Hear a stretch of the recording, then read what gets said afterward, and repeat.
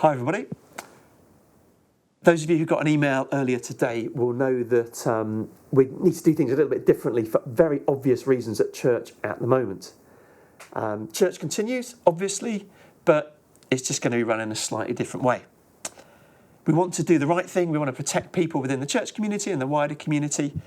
And we had a little bit of a practice run last Sunday, didn't we? We live streamed the Sunday morning service, and those people that weren't able to be with us managed to still be part of what was going on. So thank you, Dave, for sorting that out for us. But things have moved on a little bit since last Sunday. And so rather than have some of us in the building and some of us watching at home, we've made the decision, as I think pretty much all churches have done, that we're not going to be having people in the building on Sunday, but everyone's going to be watching online. It's Mothering Sunday, just to remind you, and Nick's putting together a service that's going to be a little bit like a sort of PowerPoint with a voiceover, stopping at various points so we can chat if there's other people watching it with us and think through some of the things.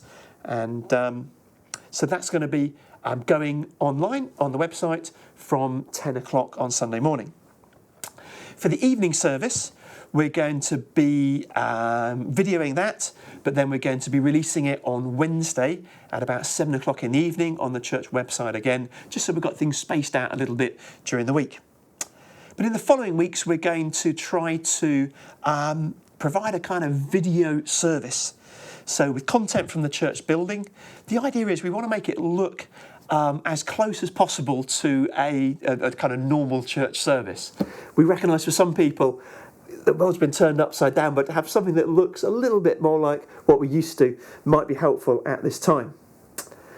Now, on that note, some of you will be surprised and some will be shocked to know that on Tuesday night, I did not even play football. I've played football every Tuesday night, or most Tuesday nights for the last 15 years. And but we didn't play this Tuesday. And instead, Pip said, I said to Pip, let's do a 15-minute exercise video. I know Pip does those from time to time. I play football for 2 hours every Tuesday night. So I thought I could handle a 15-minute exercise class. Well, I was expecting just 15 minutes of a little warm-up. I'll be honest with you, after 5 minutes, I was absolutely exhausted. After 10 minutes, I was literally on my knees on the floor here. And that final minute, it was only my pride that kept me going. I'm perfectly all right now. My body feels fine now. But for some of us, maybe our bodies feel fine, but something within us feels a little bit uneasy. Our spirit, our soul, there's that sense of we're not quite sure what is going on anymore. But we read in Psalm 62, verses 1 and 2. We're told there to truly my soul finds rest in God. My salvation comes from him. Truly he is my rock and my salvation. He is my fortress. I will never be shaken. It's a choice we have to make, isn't it? To trust in God, despite whatever else is going on around us. He's the one that doesn't change, and we can trust him. Verse 5 carries on. Yes, my soul find rest in God. My hope comes from him. Truly he is my rock and my salvation. He is my fortress. I will not be shaken. My salvation and my honour depend on God.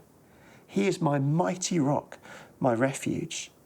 Trust in him at all times, you people. Pour out your hearts to him, for God is our refuge.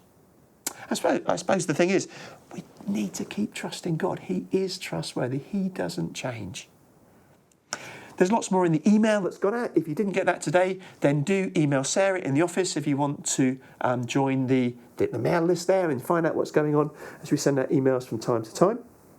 As well as checking out the Poulner Baptist Chapel website, can I recommend also the RCA website, the Ringwood Coronavirus Assistance website. It's at ringwood-coronavirus.org.uk. With my Churches Together chair hat, I'm involved in that as well. And we're trying to work with people in the wider community to bring help to people at this, what could be quite a difficult time for some people. Going to talk more about that next time. But finally, as Boris keeps saying to us, let's keep washing our hands. Let's keep social distancing. Let's work from home where we can. And if I can add, let's keep trusting. Let's keep trusting in the God who does not change. And let's keep praying. On Sunday morning, we prayed particularly for the medics within our church congregation and also the sort of National Health Service and medics around the world as well. But particularly today, I've been praying, and maybe you have as well, not just for them, but also for our teachers, for our pupils, where things have really got a little bit, it's taken a bit by surprise, I suppose, about some of the things that are happening there. But we want to particularly be praying for them and assuring you guys in schools that we are with you. Together, with God's help, we can and we will get through this. So tune in next time. Otherwise, do keep sending your messages back, and let's keep encouraging and supporting each other at this time.